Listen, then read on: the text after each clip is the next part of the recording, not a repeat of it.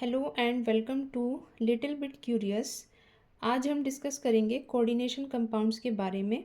First of all इसमें question आता है कि जो कोऑर्डिनेशन कंपाउंड्स होते हैं वो कौन से कंपाउंड्स होते हैं।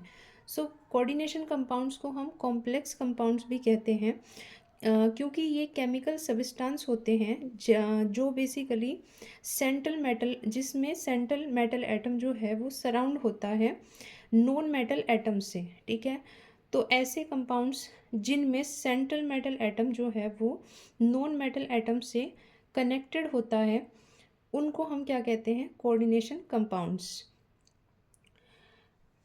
बेसिकली इनका जो रिप्रेजेंटेशन होता है एग्जाम्पल के तौर पे हम यहाँ पे लिख सकते हैं।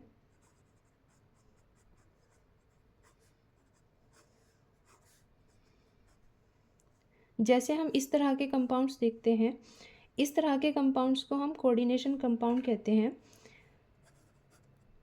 एक और एग्जांपल देख लेते हैं।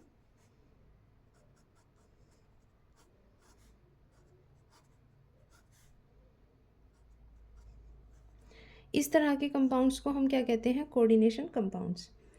बेसिकली कोऑर्डिनेशन कंपाउंड्स में हम तीन चीज़ें पढ़ते हैं।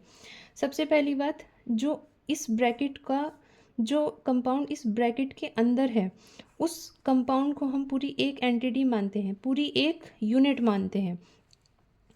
इस पूरी एक यूनिट को हम एक कोऑर्डिनेशन कंपाउंड का नाम देते हैं। ओके, अब जो इसमें ये ब्रैकेट हमने लगाया है यहाँ पे, इसको हम बोलते हैं कोऑर्डिनेशन स्फीयर।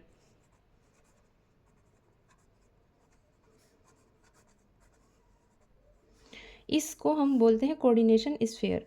अब सेकंड इसमें आता है कि लिगेंड्स। लिगेंड्स क्या होते हैं, बेसिकली लिगेंड्स हमारे, जैसे हमारे पास ये कोऑर्डिनेशन कंपाउंड है, या एक और हम लिख लेते हैं यहाँ पे,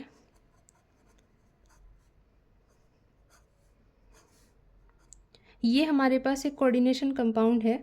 अब इसमें ये हमारा कोऑर्डिनेशन स्फीयर हो गया, यहाँ पे एक पॉजिटिव चार्ज है। अब इसके अंदर जो है ये हमारा सेंट्रल मेटल एटम हो गया।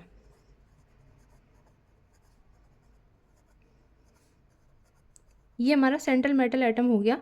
बेसिकली ये सेंट्रल मेटल एटम है जिससे हमारे बाकी के दो NH3 ग्रुप अटैच होते हैं। तो जो ग्रुप हमारे सेंट्रल मेटल एटम से अटैच होते हैं उनको हम कहते हैं लिगेंड्स। क्या बोलते हैं, लिगेंड्स। ओके, तो इसमें तीन चीज़ें हो गई। ये हमारे हो गए कोऑर्डिनेशन स्फीयर,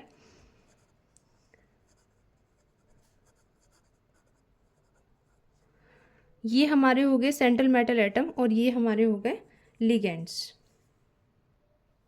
नाउ इसमें जो है एक टर्म और आती है coordination number, which is very very important. Coordination number. अब हम किसी भी कोऑर्डिनेशन कंपाउंड का जो कोऑर्डिनेशन नंबर है वो हम किस तरह से फाइंड आउट करते हैं। जैसे हमारे पास एक कंपाउंड है AgCN का होल ट्वाइस -1। ओके, यहाँ पे मुझे ये पता लगाना है कि जो मेरा सिल्वर है, ये जो सेंट्रल मेटल एटम है, इसका कोऑर्डिनेशन नंबर कितना होगा। तो जितने भी, ऑलवेज रिमेंबर कि जितने भी लिगेंड्स किसी सेंट्रल मेटल एटम से अटैच होते हैं उतना ही उसका कोऑर्डिनेशन नंबर कहलाता है। तो जैसे यहाँ पे CN के दो ग्रुप यहाँ पे Ag से अटैच हैं, तो यहाँ पे Ag का जो कोऑर्डिनेशन नंबर हो गया वो हो गया 2। फॉर एग्ज़ाम्पल जैसे हमारे पास CuNH3 का होल 4 2 पॉजिटिव। ओके, यहाँ पे इसका जो कोऑर्डिनेशन नंबर है वो बेसिकली कितना हो जाएगा, 4, क्योंकि यहाँ पे NH3 के 4 मॉलिक्यूल्स Cu से अटैच हैं। Cu हमारा सेंट्रल मेटल एटम है और इसमें जो लिगेंड्स हैं वो 4 हैं, 4 लिगेंड्स हैं, और लिगेंड कौन है, NH3 ग्रुप। ठीक है, और दैट्स वाई इसका जो कोऑर्डिनेशन नंबर है वो 4 हो गया, क्योंकि इससे 4 NH3 के जो लिगेंड्स हैं वो इससे कनेक्टेड है। ओके, नाउ इसमें एक बात और याद रखने की है कि जो हमारी कोऑर्डिनेशन नंबर होते हैं बेसिकली वो 1 से लेके 12 तक ही हो सकते हैं, और इनमें जो मोस्ट कॉमन कोऑर्डिनेशन नंबर होते हैं वो 4 या 6 होते हैं। ओके ओके नाउ कि अब जो दूसरा क्वेश्चन आता है कि किस तरह से हम किसी भी कॉम्प्लेक्स आयन पे एक पूरा का पूरा चार्ज को डिटरमाइन करते हैं। मतलब कि जैसे हमारे पास एक कॉम्प्लेक्स है और उसके ऊपर कोई चार्ज लगा हुआ है, फॉर एग्जांपल CuNH3 का होल 4+2। हमने इस पूरे को देख लिया, लेकिन अब हमें ये समझना है कि यहाँ पे जो ये +2 बना है ये बेसिकली कहाँ से आता है। तो इसको हम डिटरमाइन करते हैं, इसी को बेसिकली हम कह रहे हैं ऑक्सीडेशन नंबर। कि किसी भी कोऑर्डिनेशन कंपाउंड का जो ओवरऑल ऑक्सीडेशन नंबर है, ठीक है, उस पे जो ऑक्सीडेशन नंबर नहीं सॉरी उस पे जो चार्ज लगा हुआ है वो किस तरह से डिटरमाइन होता है। ठीक है, तो बेसिकली इसके लिए हमारे पास कुछ रूल होते हैं। रूल ये होते हैं कि जो हमारे ग्रुप 1 है, ग्रुप फर्स्ट के जो एलिमेंट्स हैं जैसे कि लिथियम, सोडियम, पोटेशियम एक्सेट्रा, इनके लिए जो ऑक्सीडेशन नंबर होता है वो +1 होता है। ग्रुप सेकंड के जो एलिमेंट्स होते हैं हमारे पास, for example beryllium, magnesium, calcium etcetera, इनके लिए ऑक्सीडेशन नंबर होता है +2। हाइड्रोजन की अगर बात करें, हाइड्रोजन की बात हम करते हैं तो हाइड्रोजन की जनरली ऑक्सीडेशन नंबर 1 होता है, लेकिन एक्सेप्शन है इसमें। एक्सेप्शन ये है कि अगर हाइड्रोजन हाइड्राइड की फॉर्म में आ रहा है, ठीक है, हाइड्रोजन इन हाइड्राइड फॉर्म, तो यहाँ पे इसका ऑक्सीडेशन नंबर हो जाता है -1। ठीक है, तो यहाँ पे ये एक एक्सेप्शन आता है।